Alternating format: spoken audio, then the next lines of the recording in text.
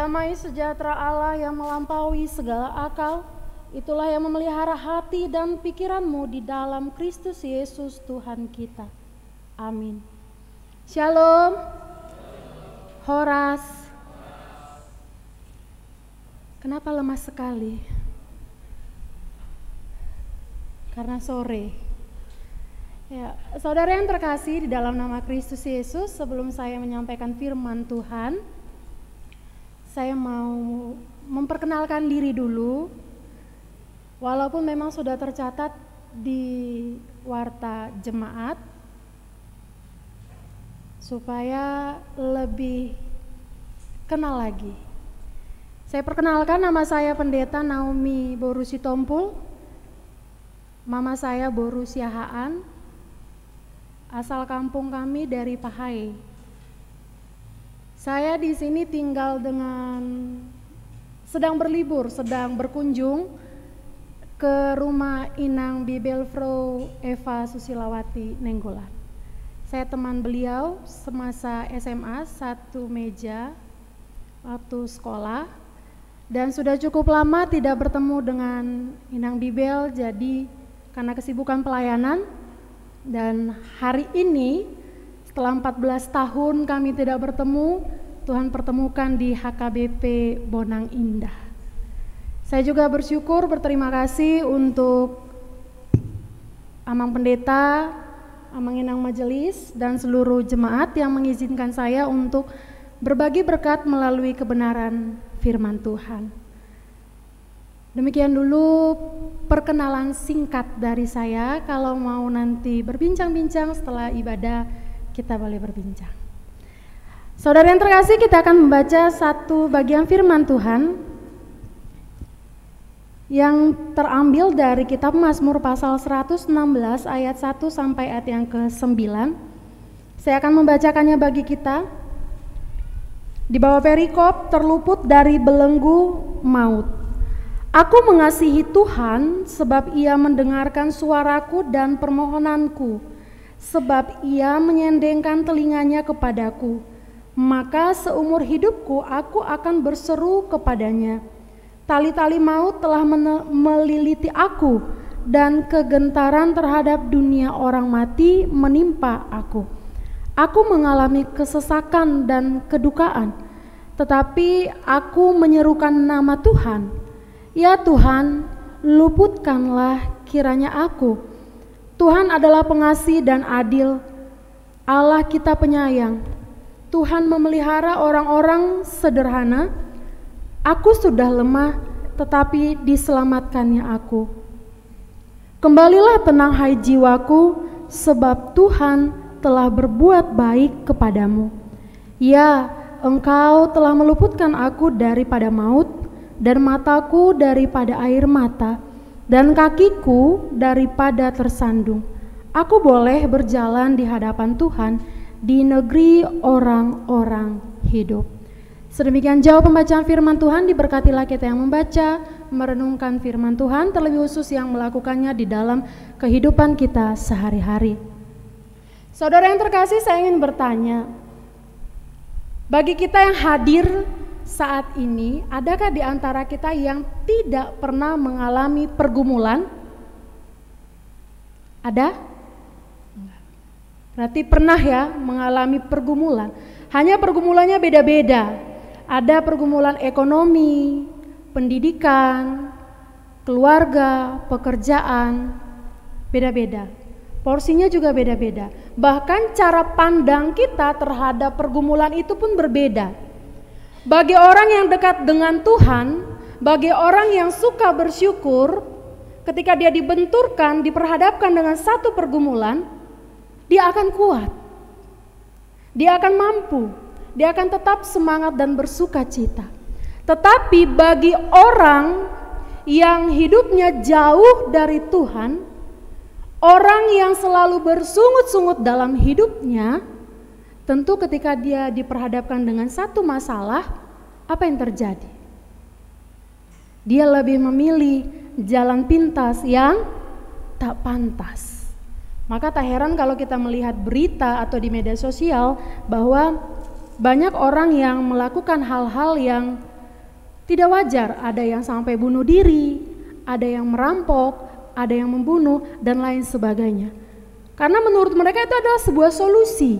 Menurut mereka itu adalah jalan keluar yang mereka bisa tempuh, yang bisa membuat hati mereka tenang dengan jauh dari masalah.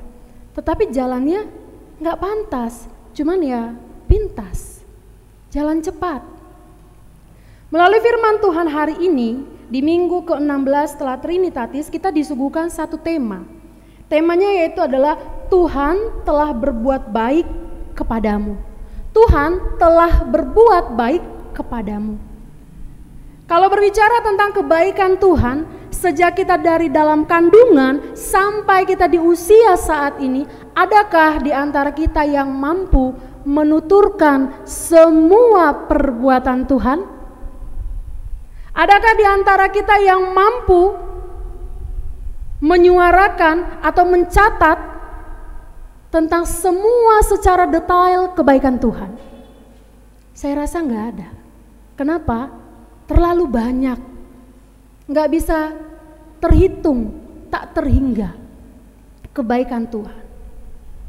Maka bukan sulit karena kita tidak merasakan, tapi saking banyaknya berkelimpahan berkat Tuhan, maka sulit bagi kita untuk menuturkannya satu persatu. Tuhan telah dan akan selalu dan terus menerus untuk membagikan kasih-Nya dan kebaikan-Nya bagi kita.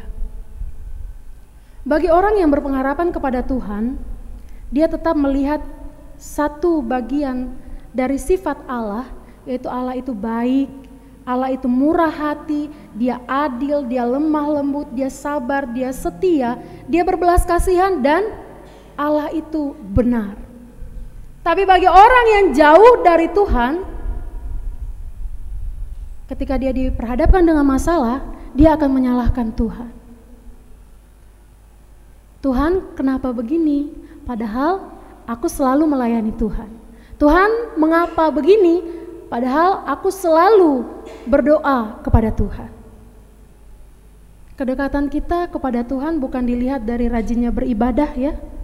Karena banyak orang yang rajin beribadah tapi perbadah.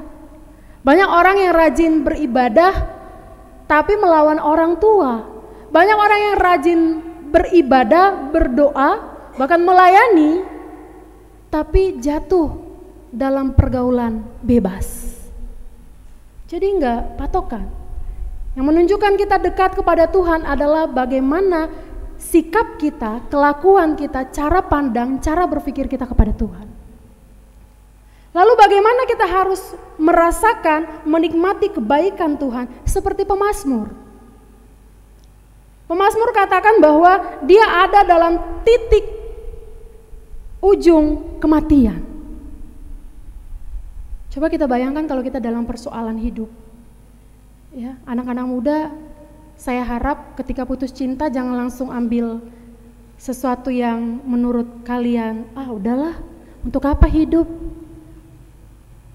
Udah membangun hubungan selama 5 tahun, udah kayak lagi kredit motor, ujung-ujungnya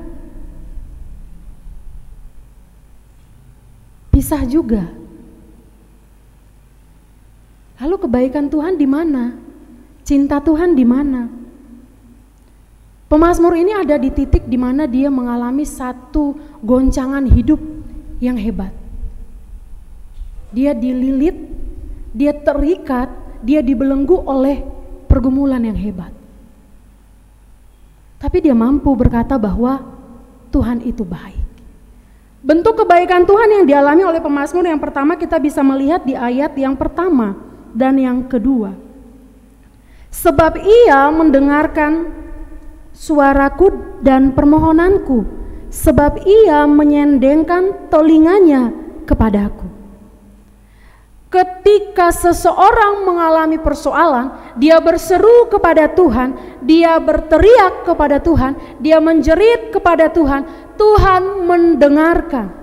Bentuk atau cara Tuhan mendengarkan adalah dia mengindahkan, dia mengerti dan memberikan perhatian kepada orang yang berseru kepadanya. Maka di Yesaya dikatakan bahwa telinga Tuhan tidak kurang. Mana para guru malua? Di Yesaya dikatakan bahwa telinga Tuhan tidak kurang tajam untuk mendengar. Dia pasti mendengarkan. Bahkan dikatakan di sana menyendengkan telinganya. Menyendengkan telinga itu ibarat seperti kita pengen mendengar sebuah atau suatu informasi, kita membukukan badan. Kenapa? Jadi ketika kita berseru kepada Tuhan, Tuhan katakan, kenapa? Ada apa anakku? Pemazmur ketika dia mengalami persoalan, dia larinya sama Tuhan. Dia tidak lari ke hal-hal duniawi. Dia nggak minum mabuk, dia nggak merokok, bahkan dia tidak jatuh dalam pergaulan bebas. Untuk apa? Mencari pelarian? Tidak. Atau ke dukun, ke santet, pakai santet dan lain sebagainya. Enggak. Pemazmur cari Tuhan. Karena dia sudah merasakan kebaikan Tuhan. Tuhan itu mengarahkan perhatiannya, memberikan solusi kepada setiap orang yang berseru. Hanya saja kita manusia yang tidak sabar. Apalagi anak muda zaman sekarang. Kesabarannya setipis tisu. Udah gitu kena air lagi. Gampang robek, rapuh. Ya kan? Cepat marah. Apa sih, Ma? Apa sih, Pak? Dipanggil sekali, 2 kali, ya, dilakukan enggak? Yang senyum berarti tidak melakukan. Tapi Tuhan mendengar. Tuhan memperhatikan. Bahkan di ayat yang ketiga dikatakan di sana, tali maut telah meliliti aku dan kegentaran terhadap dunia orang mati menimpa aku. Aku mengalami kesesakan dan kedukaan. Dia bersedih, dadanya terasa sesak, bahkan dia gentar terhadap kematian. Tapi hebatnya pemazmur, dia bisa katakan di ayat yang pertama, kalimat pertama apa dikatakan di sana? Aku mengasihi Tuhan. Di zaman sekarang udah jarang orang diperhadapkan dengan masalah terus dia bilang aku cinta Tuhan. Aduh, kata orang NTT, omong kosong sudah. Enggak ada. Jadi kalau ada yang bilang aku cinta padamu wahai kaum Hawa,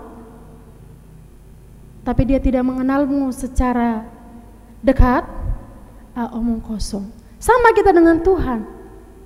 Kalau kita nggak mengenal Tuhan secara baik, mampukah kita bilang bahwa Tuhan, aku mengasihimu? Enggak. Tapi pemazmur katakan aku mengasihimu Tuhan. Di situasi, di kondisi dia yang tertekan secara batin, dia mampu katakan aku cinta kepadamu. Sebab engkau dengarkan aku, engkau menyendengkan telingamu. Dipaele kodo si pareomu ale Jehovah, untuk mendengarkan aku. Saya nggak tahu Amanginang Napo Sobulung, ya, apa pergumulan yang sedang Amanginang Napo Sobulung hadapi. Ya, saya nggak ngerti. Tapi saya mau bilang, carilah Tuhan. Ya, untuk anak-anak muda, kadang-kadang anak-anak muda ini pergumulannya jauh lebih hebat daripada orang tua. Kenapa? Ada masalah sedikit, dia sensitif sama orang tuanya. Ada masalah sedikit, dia ngambek sama orang tuanya. Saya mau bilang, masalahmu jangan bawa ke rumah. Kasihan orang tua. Tinggalkan di luar. Ya. Tinggalkan di luar masalahmu, bawa sukacita kepada orang tuamu. Setertekan apapun dirimu di luar sana, persoalan yang sedang dihadapi anak-anak muda zaman sekarang, jangan jadikan itu menjadi amarah dan emosimu kepada orang tuamu. Cari Tuhan. Kalau kata Namboru saya, kalau dia mau marah, dia tarik nafas, dia tahan. Dia hitung sampai 10, jangan kelamaan, nanti bisa lewat. Sampai 10 aja cukup. Dihitung sampai 10. Terus buang pelan-pelan. Masih marah, tarik lagi. Coba sampai 10. Buang. Penguasaan diri untuk marah, penguasaan diri untuk tertekan. Lalu pemazmur katakan di sana bahwa kebaikan Tuhan bisa dirasakan juga ketika dia mengalami pembebasan, keselamatan, kelepasan atas persoalan hidup yang dia rasakan. Maka di ayat yang ke-7 pemazmur mampu katakan, kembalilah tenang hai jiwaku. Kembalilah tenang hai jiwaku, sebab Tuhan telah berbuat baik kepadamu. Ketika kita dalam persoalan, ada persoalan hidup yang kita alami, kita berdoa. Selesai berdoa, katakan pada diri kita sendiri, udah tenang, Tuhan pasti tolong, Tuhan pasti buka jalan. Bahkan ya, kalau sudah berdoa, lakukan yang apa menjadi bagianmu. Ambil, kerjakan yang menjadi bagianmu apa saat menantikan jawaban Tuhan. Jangan udah berdoa sama Tuhan, Tuhan ini persoalanku, aku susah, aku menderita. Udah diserahkan sama Tuhan, udah didoakan. Tapi 5 menit kemudian, madele muse, sohuboto, dangolo na hutau noda amang. 5 menit kemudian, dia marah lagi. Aduh, kok begini amat ya, padahal hidup anak orang seneng aja, padahal hidup keluarga yang di sana bahagia-bahagia aja. Jangan, ketika kita sudah serahkan kepada Tuhan, totalitaslah serahkan kepada Tuhan.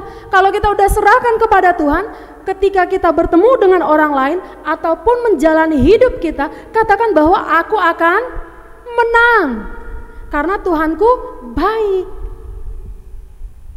Ya, jangan serakah. Kalau udah diserahkan masalah sama Tuhan, jangan kau ambil lagi. Jadi mengikut terus persoalan itu, nggak selesai-selesai juga. Penyerahan diri total kepada Tuhan. Kembalilah tenang hai jiwaku. Karena apa? Di ayat 5 dikatakan bahwa Tuhan adalah pengasih dan adil. Allah kita penyayang. Di ayat 6, Tuhan memelihara orang-orang sederhana. Aku lemah, tapi aku diselamatkan. Di ayat 8, ya, engkau telah meluputkan aku daripada maut, dan mataku daripada air mata, dan kakiku daripada tersandung. Ada lagu kan yang mengatakan pujian bahwa kalaupun kita ada masalah, walaupun kita jatuh, tidak sampai tergeletak. Nggak sampai tergeletak. Karena apa? Ada tangan Tuhan yang menampung kita. Hai anakku, Naomi Sitompul, saya tahu engkau melayani Tuhan. Begitu banyak orang-orang yang susah diatur dalam hidupnya. Sini, jangan jatuh ya. Hai anak-anak muda di HKBP Bonang Indah, aku tahu persoalan hidupmu, sini, jangan sampai tergeletak ya. Kalau sampai tergeletak, coba cross check dulu kerohanianmu. Apakah sudah datang kepada Tuhan dengan sungguh-sungguh? Kalau tanggung-tanggung, setengah-setengah datang sama Tuhan, ya iya, sulit, susah untuk menemukan jalan keluar. Bahkan ketika pemazmur itu sudah merasakan kebaikan dan pemeliharaan Tuhan, di ayat yang ke-9, pemazmur lebih percaya diri. Apa dia katakan? Aku boleh berjalan di hadapan Tuhan, di negeri orang-orang hidup. Dengan pedenya anak-anak Tuhan, ketika dia bergantung berpengharapan kepada Tuhan, kemanapun orang itu pergi, dibenturkan dengan persoalan sekecil dan sebesar apapun, pasti sanggup. Saya pernah pelayanan di NTT, Nusa Tenggara Timur, di pedalaman Lailara. Di sana tidak ada listrik, tidak ada jaringan, Terus di sana susah sekali air. Saya ke sana pelayanan tahun 2019. Mohon maaf, orang-orang di sana primitif. Kadang kurang menjaga kebersihan. Tidak seperti kita di sini bisa, mohon maaf, mandi 3 kali sehari atau 2 kali sehari atau sebebas-bebasnya. Di sana tidak. Tapi karena saya sudah mengambil komitmen untuk melayani Tuhan, saya bertahan di sana 2 tahun. Sesuai dengan masa tugas pelayanan saya. Saya selesaikan dengan baik. Mungkin kalau anak-anak muda disuruh ke sana mau nggak? Jaringan lelet aja update status kan? Iya. Jaringan lelet aja update status, keran mati, air mati aja update status. Atau nggak teriak, "Ma, kok airnya mati sih?" Bener nggak? Nggak usah malu-malu, jujurlah di hadapan Tuhan. Iya, nggak semua orang mau diperhadapkan dengan kesulitan. Karena apa? Semua serba berpikir bahwa semua serba instan. Nggak mau hidupnya susah, nggak mau hidupnya, bukan susah dalam arti yang dibuat ya, tapi memang gak mau diperhadapkan dengan situasi atau kondisi yang memang kita harus cari jalan keluar sendiri. Di NTT itu susah. Terus kalau kita mau ke kota, kita itu harus naik truk. Truk itu isinya bukan cuma manusia, ada hewannya, ada sapi kadang, ada pinahannya. Jadi kita di dalam truk itu ya sama mereka, seperti itu. Saya bukan bilang saya hebat, tapi saya berkomitmen ketika saya melayani Tuhan, sesulit apapun itu akan saya jalani. Nggak mudah, tidak mudah, dan tidak juga sulit. Kenapa saya bilang tidak sulit? Karena memang saya bersyukur saya bisa menikmati pelayanan yang luar biasa di pedalaman NTT. Jadi ketika saya datang melayani, dibenturkan, diperhadapkan, di NTT aja saya nggak ada air, saya ke gunung kok ngambil air. Ketika saya di NTT nggak ada jaringan lelet, saya biasa aja. Karena sudah memang benar-benar merasakan bagaimana Tuhan menolong dan memberkati pelayanan kami di sana. Amang inang nabo sebulung yang dikasih oleh Kristus Yesus, firman Tuhan hari ini mengingatkan kita.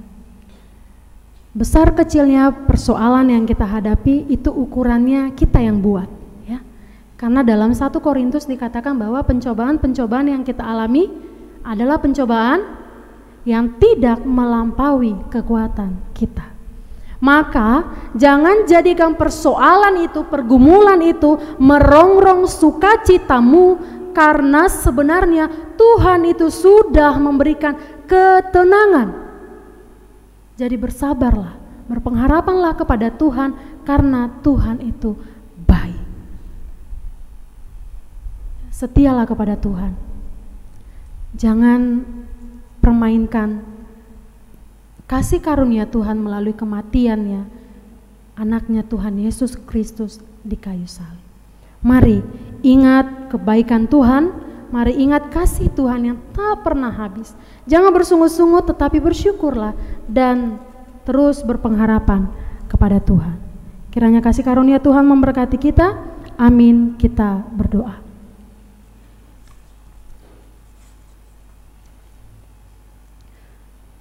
Kami mengucap syukur Tuhan untuk firman-Mu yang boleh kami baca dan kami renungkan hari ini. Terima kasih untuk firman yang mengingatkan kami, untuk kami terus berpengharapan kepada Tuhan dan mengingat semua kebaikan Tuhan dalam kehidupan kami. Ampuni kami Tuhan jika kami sering sekali lupa dan tidak mau mengandalkan Tuhan dalam hidup kami. Ajari kami, pimpin dan tuntun kami untuk hidup dalam kasih karunia Tuhan. Dan kami bersyukur, hamba bersyukur boleh bersama-sama dengan jemaat Tuhan di HKBP Bonang Indah.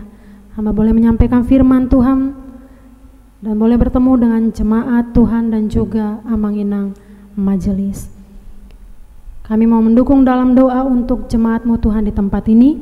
Tuhan tolong berkati dalam pendidikan mereka, dalam bisnis, usaha, pekerjaan, pelayanan. Tuhan tolong berkati.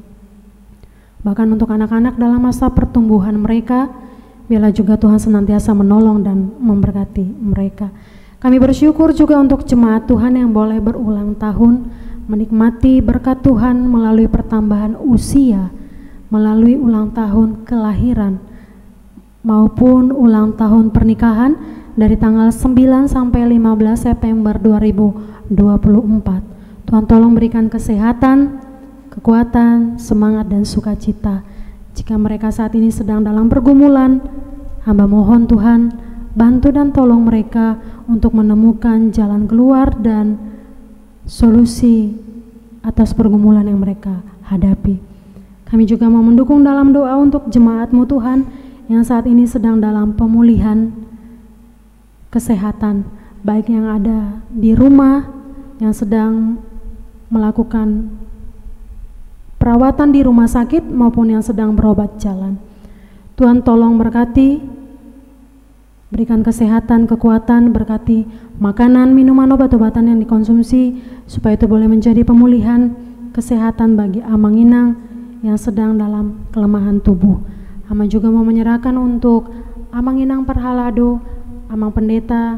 Tuhan tolong berkati Inang Bibelfro supaya terus bersemangat dalam melayani Tuhan, bersatu hati untuk bisa memberitakan Injil dan mencari berkat di gereja-Mu HKBP Bonang Indah. Terima kasih Bapak, sebentar kami akan mengakhiri ibadah kami dan kami akan pulang nanti ke rumah kami masing-masing. Tuntun dan berkati kami, jauhkan dari roh kecelakaan, tapi biarlah kami boleh tiba dengan selamat di rumah kami tanpa kekurangan sesuatu apapun. Di dalam dan demi nama Kristus Yesus kami berdoa dan bersyukur. Amin.